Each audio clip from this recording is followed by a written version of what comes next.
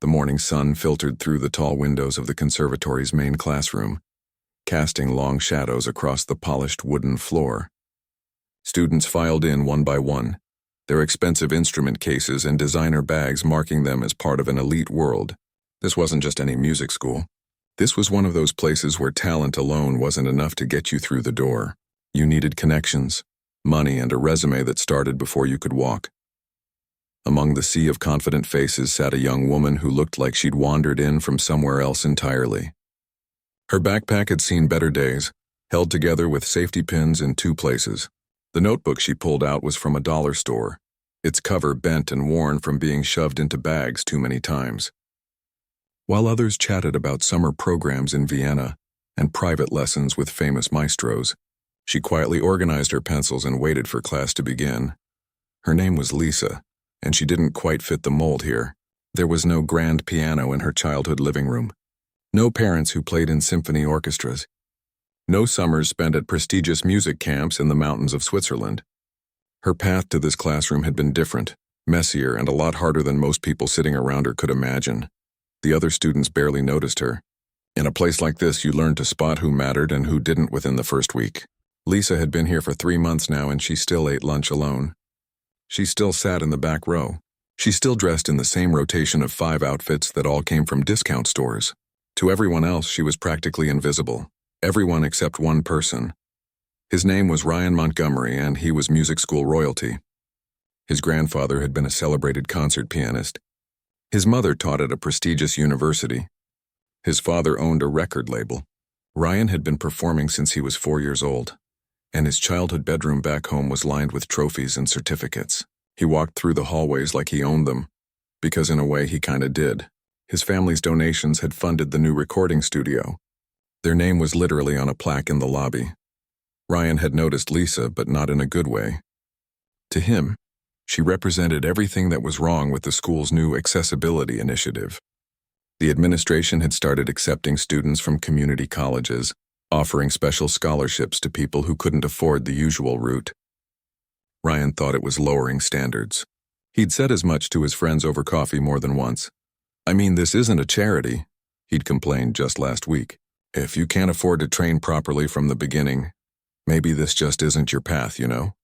His friends had nodded along, sipping their expensive lattes and agreeing that excellence shouldn't be compromised for the sake of diversity. None of them had ever struggled to pay for anything in their lives. The professor walked in, a stern man in his 60s with wire-rimmed glasses and a reputation for being impossible to impress. Professor Davis had taught here for 30 years and had seen thousands of students pass through his advanced music theory class. He could spot real talent within minutes, but he could also spot pretenders just as quickly. "Good morning," he said, setting his leather briefcase down on the desk with a heavy thud. "I hope you all remembered that today we're beginning presentations for your semester project." A collective groan rippled through the classroom. The semester project was legendary. Students had to compose an original piece and perform it in front of visiting master pianists who came from all over the world to judge. It could make or break your reputation in the program. Screw this up and you'd be known as that student for the rest of your time here. "We'll start with volunteers," Professor Davis continued, scanning the room over the top of his glasses. "Who wants to go first?" Ryan's hand shot up immediately. Of course it did. He never missed an opportunity to perform, to remind everyone why his family's name meant something in this world. "All right. Ryan, come on up." Ryan stood with the kind of confidence that only comes from a lifetime of being told you're special. He walked to the front of the room, pulled out his sheet music, and launched into an explanation of his composition. It was technically complex, full of difficult chord progressions and tempo changes that were designed to show off. As he talked, other students nodded appreciatively. They could recognize the skill involved, even if the piece itself felt a bit cold. When Ryan finished his presentation, there was polite applause. Professor Davis gave a slight nod, which was practically a standing ovation coming from him. Ryan returned to his seat with a satisfied smile, already confident he'd nailed it. "Who's next?" Professor Davis asked. The room fell silent. Nobody wanted to follow Ryan. It was like going on stage after the headliner. You were just going to look worse by comparison. Professor Davis scanned his roster. "Lisa Chen, you're up next." Lisa felt her stomach drop. She'd been hoping to go later in the week, maybe even last if she could manage it, but there was no getting out of it now. She gathered her worn notebook and stood up, feeling every eye in the room turned toward her. The walk to the front of the classroom felt like miles. Her second-hand shoes squeaked slightly on the polished floor. She could hear someone whisper something behind her, followed by quiet laughter. Her cheeks burned, but she kept walking. When she reached the front, she opened her notebook and began to explain her composition. Her voice was quiet but steady. She'd worked on this piece for months, pouring everything she had into it. The music told a story, her story, though nobody in this room knew enough about her to understand that. She was about 3 minutes into her explanation when Ryan interrupted. "I'm sorry, but can I ask something?" His tone was polite on the surface, but there was an edge underneath that everyone could hear. Professor Davis frowned. Interrupting another student's presentation was definitely not protocol. "What is it, Ryan?" "I just think it would be helpful if Lisa actually demonstrated what she's written. You know, so we can hear if the theory actually translates to practice." He paused, then added with a slight smirk, "If she can actually play it, of course." The room went completely silent. A few students exchanged uncomfortable glances. One girl in the front row actually gasped quietly. What Ryan had just done crossed a line and everyone knew it. You didn't question another musician's ability to play their own composition. It was basically calling them a fraud in front of everyone. Professor Davis's face darkened. He opened his mouth to say something, probably to reprimand Ryan for his rudeness, but before he could get a word out, Lisa closed her notebook. The sound of the notebook shutting echoed in the quiet room. Lisa didn't say anything. She didn't defend herself or argue or show any emotion on her face at all. She simply turned away from the podium and walked toward the grand piano that sat in the corner of the room. Every person in that classroom was now paying complete attention. The tension was thick enough to cut with a knife. Ryan sat back in his chair with his arms crossed, looking pleased with himself. He'd made his point. He'd exposed what he saw as a weak link in the program. Professor Davis started to say something, but Lisa was already at the piano. She pulled out the bench with steady hands and sat down.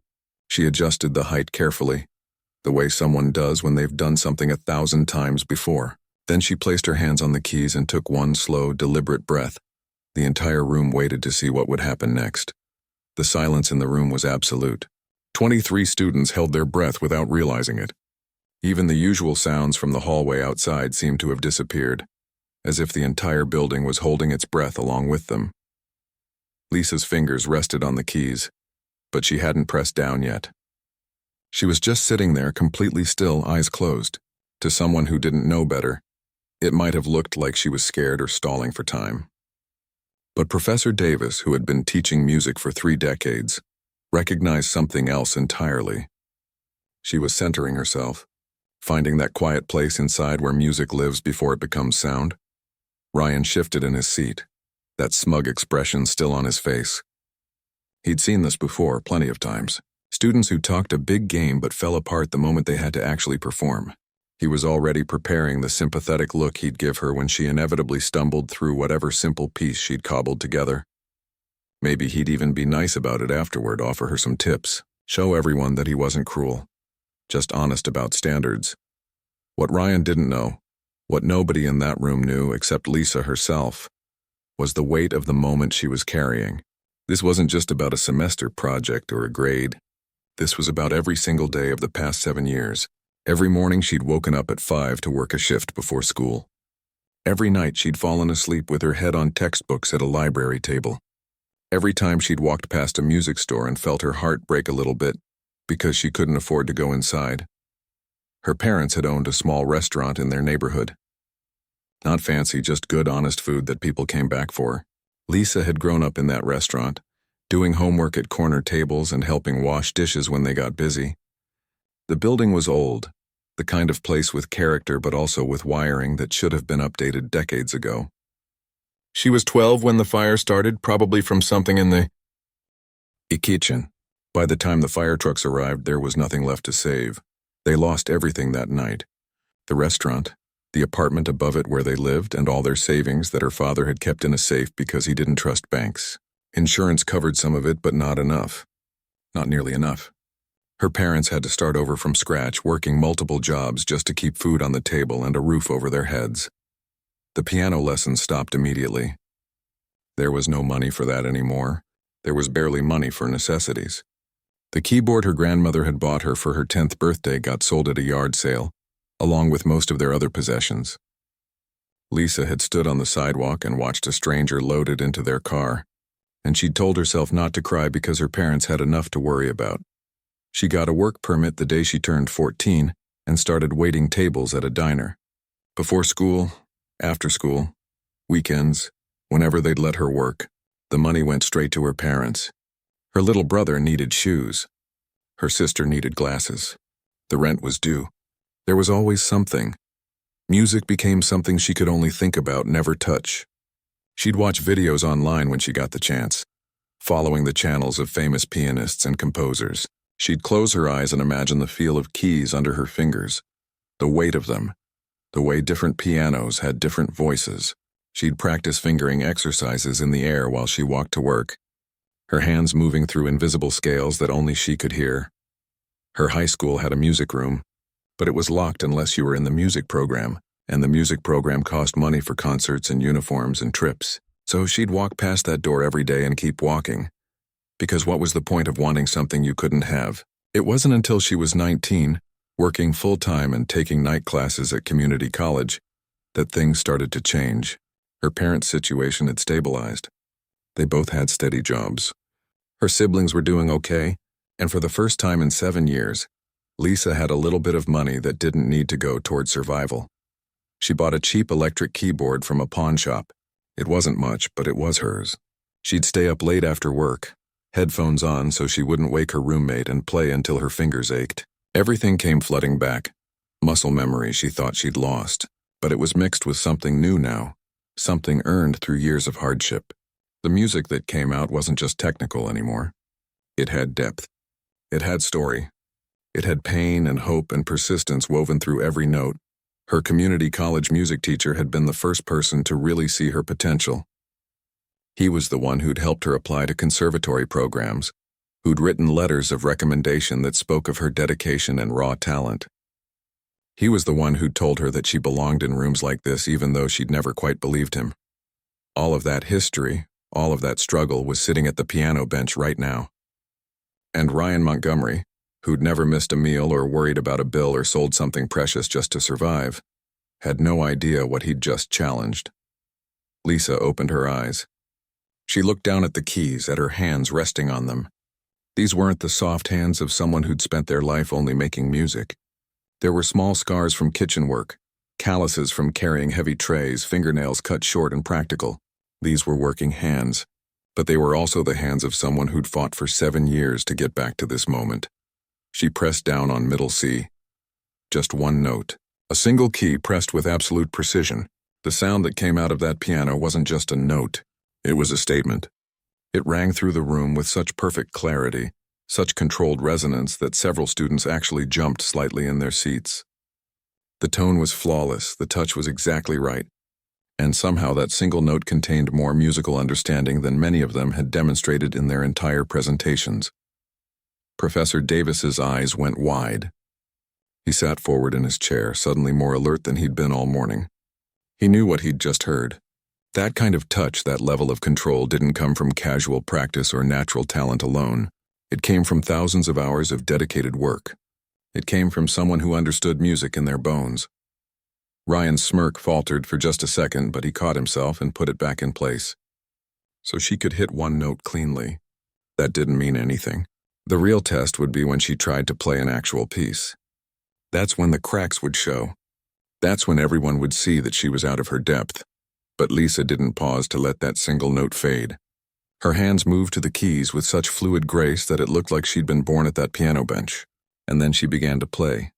The piece started quietly, almost hesitantly. Simple chords that felt like a question being asked. But there was something in the way she voiced those chords, the way she let them breathe and speak to each other, that made them anything but simple. Within the first 10 seconds, 3 students in the back row stopped whispering to each other and started actually listening. Then the melody came in, and the room changed. You could feel it, the way the air itself seemed different. The melody was beautiful, haunting in a way that got inside your chest and sat there, but it wasn't showing off. It wasn't trying to impress anyone with complexity or speed. It was just honest, pure, real. Lisa's composition was telling a story. It started in a place of loss. Those opening chords painting a picture of something precious slipping away. You could hear grief in there, but not the dramatic, theatrical kind. The real kind. The quiet kind that lives in your chest and follows you around for years. But then the music began to shift. Small changes at first, a different harmony here, a brighter tone there. It was like watching the sun start to rise after a long night. The melody grew stronger, more determined. There were still shadows in it, echoes of that earlier sadness. But now there was something else too. Hope. Resilience. The sound of someone who'd fallen down and gotten back up. Ryan wasn't smirking anymore. His arms had uncrossed without him realizing it. He was sitting forward now, actually listening, and there was something happening in his expression that might have been the beginning of doubt. This wasn't what he'd expected at all. The middle section of the piece brought in jazz influences, unexpected but somehow perfect. Lisa's right hand danced through improvisational runs while her left hand kept a steady, syncopated rhythm. It was clear she hadn't just studied classical music. She'd listened to everything, absorbed everything, and made it all her own. The composition showed influences from a dozen different genres, but it never felt scattered or confused. It felt complete. Several students were leaning forward now, caught up in the performance. One girl had tears forming in her eyes, though she probably couldn't have explained why. The music was reaching something deep inside all of them, touching places that technical perfection alone could never access. Professor Davis was staring at Lisa with an expression of complete shock. In 30 years of teaching, he'd seen maybe 5 students who had this. Real artistry, the kind that couldn't be taught or purchased or inherited, the kind that came from somewhere deeper than technique or training. She wasn't just playing notes on a page.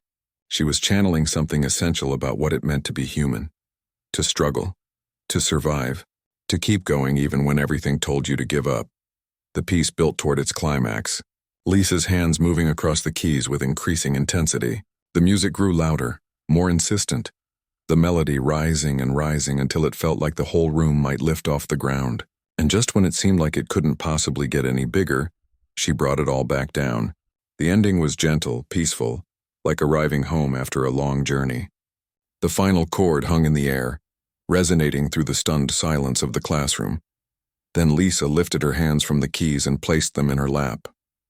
She took a breath and sat there for a moment, letting the last vibrations fade. When she finally looked up, her face was calm. Not proud or triumphant, just calm. She'd done what she came to do. The room was completely frozen. Nobody moved. Nobody breathed. The silence that followed Lisa's performance was so complete that you could hear the old building settling.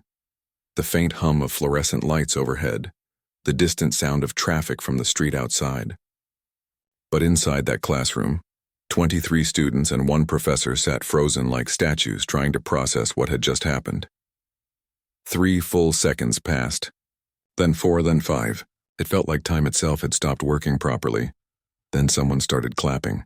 It was Professor Davis rising slowly from his chair, his hands coming together in sharp, deliberate movements. The sound broke the spell and suddenly the entire room erupted. Students jumped to their feet, applauding so hard their hands turned red. Some were cheering, others were just shaking their heads in disbelief, still trying to wrap their minds around what they'd witnessed. The girl in the front row who'd had tears forming was crying openly now, not even bothering to wipe her face. The 2 guys who'd been whispering earlier were standing with their mouths hanging open. Even the students who normally tried to look too cool to be impressed by anything were on their feet, clapping like their lives depended on it. Lisa stood up from the piano bench and turned to face the all. The applause washed over her in waves, but her expression remained humble. She gave a small nod of acknowledgement, the kind of gesture someone makes when they're not used to being the center of attention. Then she quietly made her way back to her seat in the back row, while the standing ovation continued around her. All except 1 person. Ryan was still sitting down, his face had gone pale. The color had drained from his cheeks like someone had pulled a plug. His hands were gripping the edges of his desk, knuckles white, and he was staring straight ahead at nothing. He looked like someone who'd just watched their entire understanding of the world crack apart and fall to pieces. Professor Davis finally raised his hand for silence, and the applause gradually died down. Students settled back into their seats, but there was an electric energy in the room now that hadn't been there before. Everyone was buzzing with excitement, whispering to each other, stealing glances at Lisa, who was calmly organizing her notebook like she hadn't just blown everyone's minds. "Well," Professor Davis said, and had to clear his throat because his voice came out rougher than expected. "That was remarkable. Truly remarkable." He paused, seeming to search for more words, then just shook his head.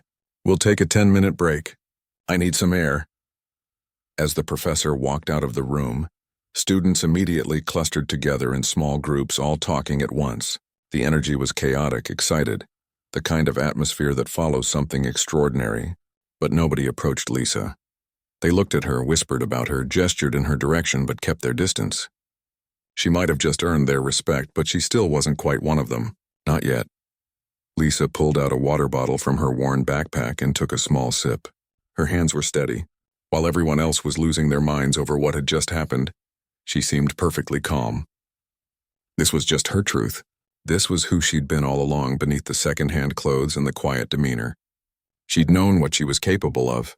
She just hadn't needed to prove it to anyone until Ryan forced her hand. Ryan was still sitting at his desk, frozen. His brain was working overtime, trying to reconcile what he'd heard with what he'd believed. He'd been so sure, so absolutely certain that Lisa didn't belong here, that she was just another charity case lowering the standards of the institution. His entire worldview had been built on the idea that excellence came from the right background, the right training, the right pedigree. And Lisa had just demolished that worldview in less than 5 minutes. His friend Tom leaned over from the next desk. "Dude, did you know she could play like that?" Ryan couldn't answer. His throat felt tight, like someone was squeezing it. Shame was flooding through his system, hot and uncomfortable and completely unfamiliar. Ryan Montgomery didn't do shame. He'd been raised to be confident, to trust his judgments, to know his place in the world. But right now he felt smaller than he'd ever felt in his life. The 10-minute break stretched to 15, then 20. Students were still milling around, replaying the performance in their minds, when 3 people entered the classroom who hadn't been there before. They were older, distinguished-looking, the kind of people who carried authority like a coat. These were the visiting master pianists who were supposed to watch presentations later in the week, but someone had apparently told them what happened. Word traveled fast in a place like this. The woman who entered first was Dr. Isabel Petrov, a Russian pianist who'd performed in Carnegie Hall before she was 25 and now judged international competitions. Behind her came 2 other renowned musicians, both of whom had impressive credentials that made students nervous just being in the same room with them. Professor Davis had returned and was standing by the door. He and Dr. Petrov exchanged a few quiet words, then both looked directly at Lisa. "Miss Chen," Dr. Petrov said, her accent thick but her English clear, "I am told you performed something exceptional today. I am also told the recording equipment was not running." She walked further into the room, her eyes sharp and assessing. "Would you be willing to play again? For us?" The room went silent again. Every student turned to look at Lisa, who was still sitting in the back row with her water bottle. For the first time since she'd started playing, Lisa looked genuinely surprised. Her eyes went wide and she glanced at Professor Davis as if asking whether this was real. Professor Davis nodded encouragingly. "Please, Lisa, we'd all like to hear it again." Lisa set down her water bottle and stood up. The walk to the piano felt different this time. Before, she'd been defending herself against Ryan's mockery. Now she was being asked to perform for some of the most accomplished musicians in the world. The stakes had changed entirely. She sat down at the piano again and took a moment to collect herself. Her fingers found the keys and she closed her eyes.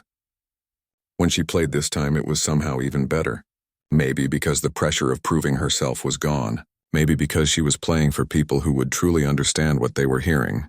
Whatever the reason, the music that came out of that piano was transcendent. Dr. Petrov stood perfectly still throughout the entire performance, her expression unreadable. But about halfway through, something changed in her face. Her eyes got brighter. She brought one hand up to her chest, pressing it over her heart. By the time Lisa reached the emotional climax of the piece, Tears were streaming down Dr. Petrov's weathered cheeks. She wasn't the only one. Students who'd already heard it once were crying now too. The second listening somehow hit harder than the first, because now they knew what was coming and could appreciate every detail. They could hear the layers Lisa had woven into the composition, the subtle callbacks to earlier themes, the way she used silence as effectively as sound. When the final chord faded, Dr. Petrov walked straight to the piano. She didn't applaud. She didn't smile. She just stood there for a moment, looking at Lisa with an intensity that made several students uncomfortable. Then she spoke.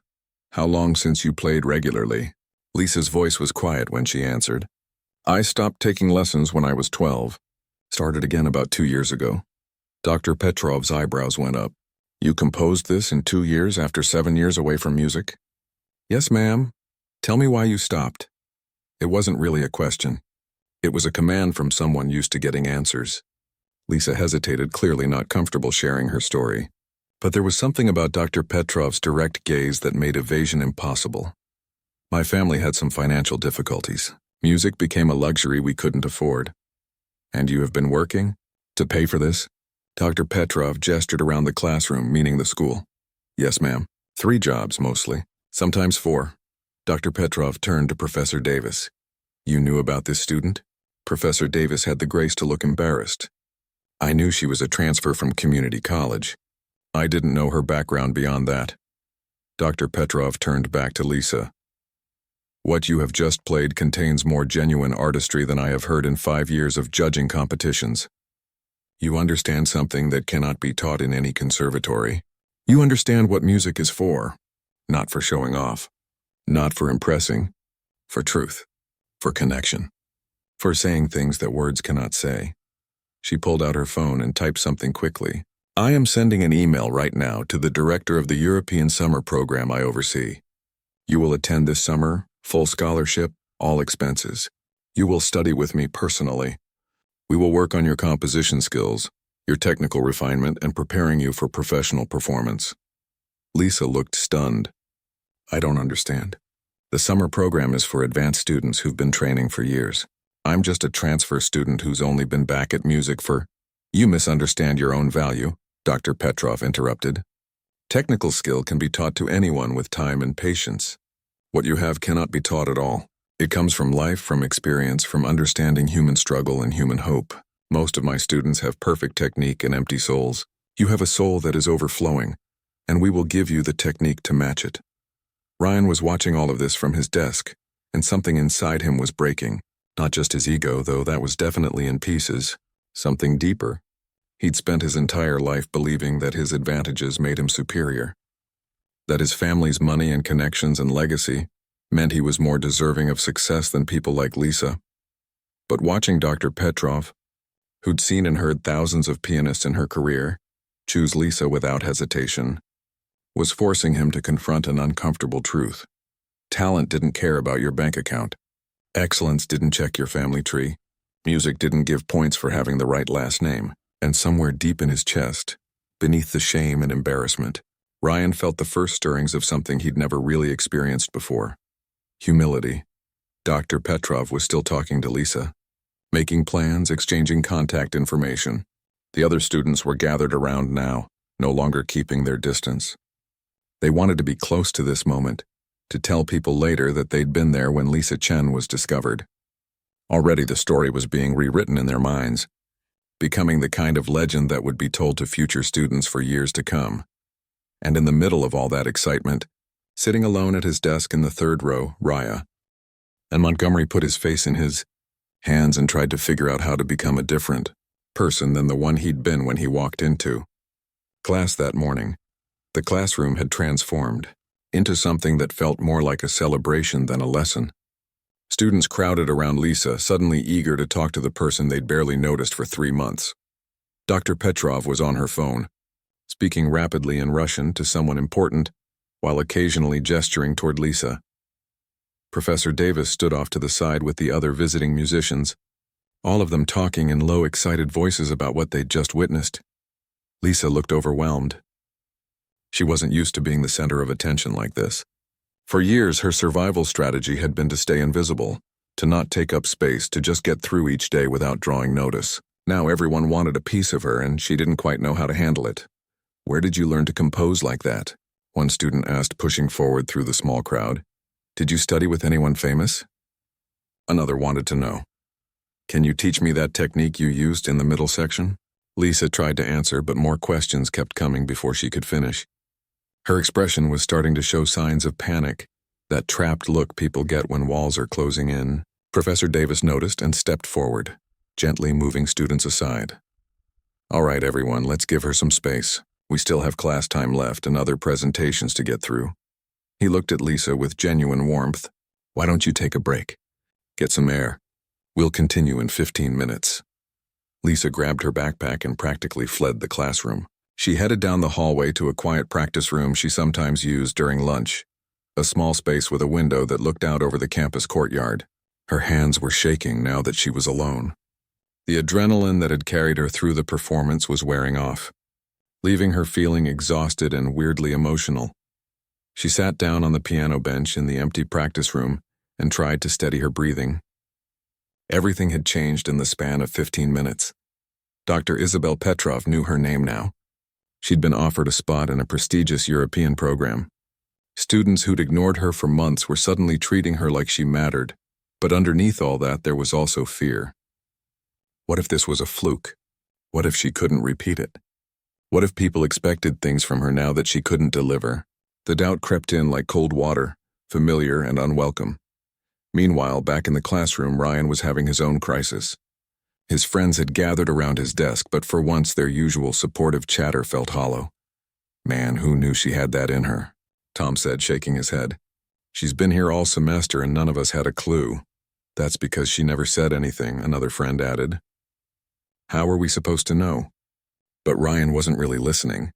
He was replaying the last hour in his mind, cringing at every word he'd said, every assumption he'd made, the way he'd interrupted her presentation, the smirk on his face, that comment about whether she could actually play her own composition. It had all been caught on the department's recording system, which meant there was permanent evidence of him being exactly the kind of person he'd always claimed he wasn't. He thought about his family, about all the lectures his grandfather had given him about upholding the Montgomery name, about maintaining standards, about excellence. But somewhere along the way, those lessons about excellence had twisted into something ugly. They'd become lessons about exclusion, about judging people by their backgrounds instead of their abilities, and Ryan had absorbed it all without questioning, because it benefited him to believe that his advantages made him superior. Lisa had blown that entire worldview apart with one performance. She'd proven that everything he believed about who deserved to be here was wrong, and the worst part was that he'd been so confident in his wrongness. He'd been so sure. Dr. Petrov approached his desk and Ryan felt his stomach drop. She looked at him with those sharp eyes that seemed to see through people's pretenses straight down to their core. "You are Ryan Montgomery, yes? I know your grandfather." Her tone was neutral, but there was something in it that made Ryan feel even smaller. He is a very talented man, very dedicated to music. I think he would be disappointed to see what happened in this room today. Ryan couldn't meet her eyes. "Yes, ma'am. I know. Do you?" Dr. Petrov tilted her head, studying him. "Do you know why what you did was wrong? Not because you were rude, though you were.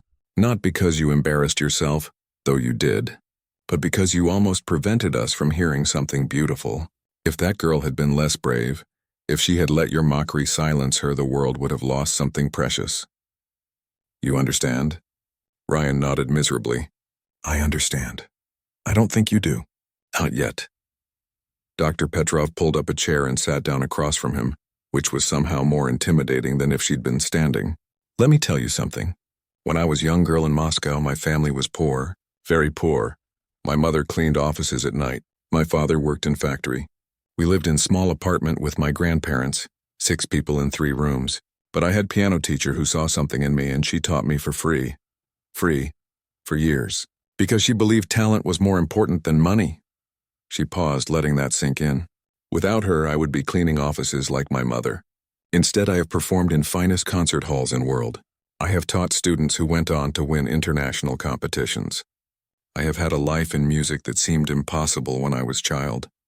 And you know what I learned from this? that talent is everywhere. In poor families, in rich families, in places we expect and places we don't. But opportunity is not everywhere. Opportunity is given mostly to people like you, people who are born with doors already open. Ryan felt like he was being stripped down to his bones. Everything she was saying hit him right in the center of his chest.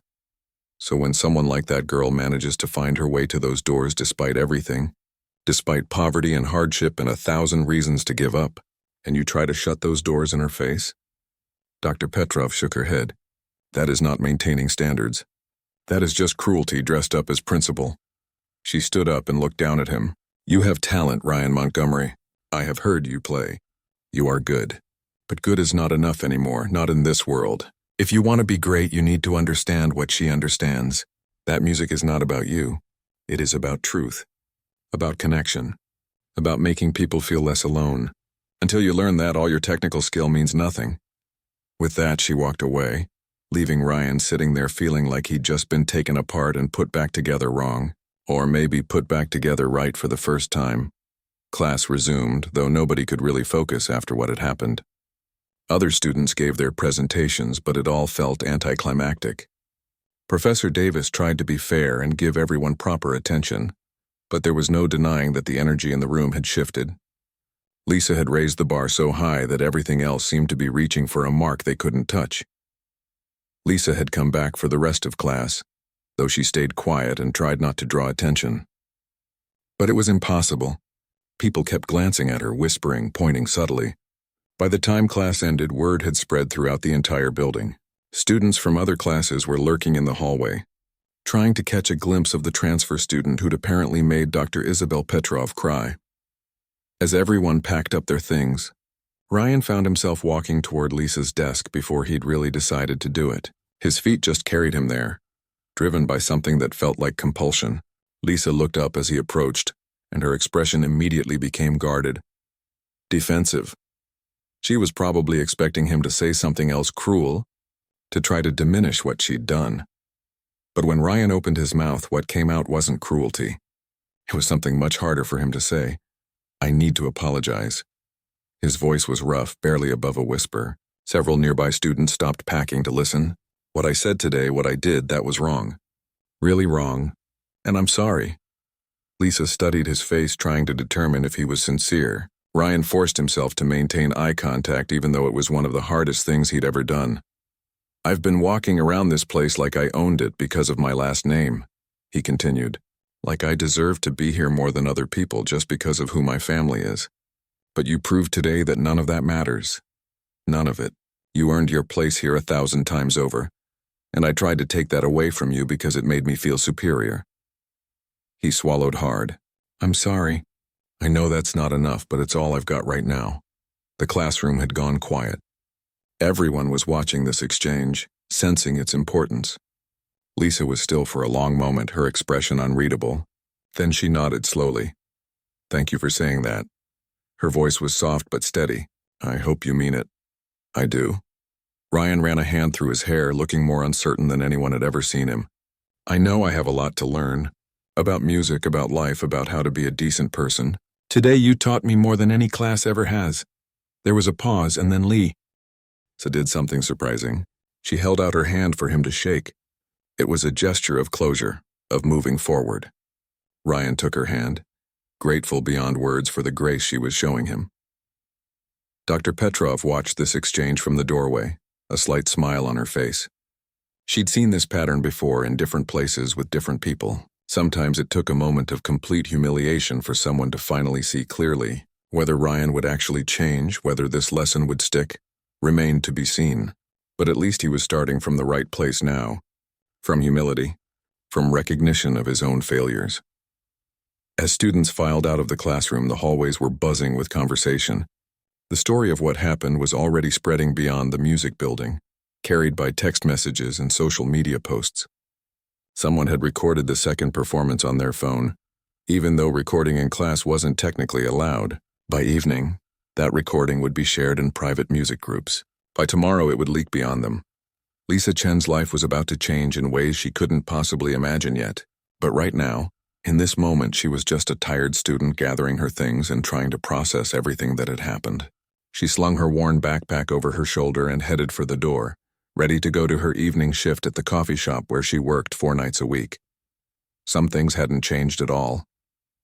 She still needed that job, still had bills to pay, still had a life outside these walls that wasn't glamorous or impressive, but something had shifted inside her chest, a weight she'd been carrying for years that felt just a little bit lighter now. Maybe she did belong here after all.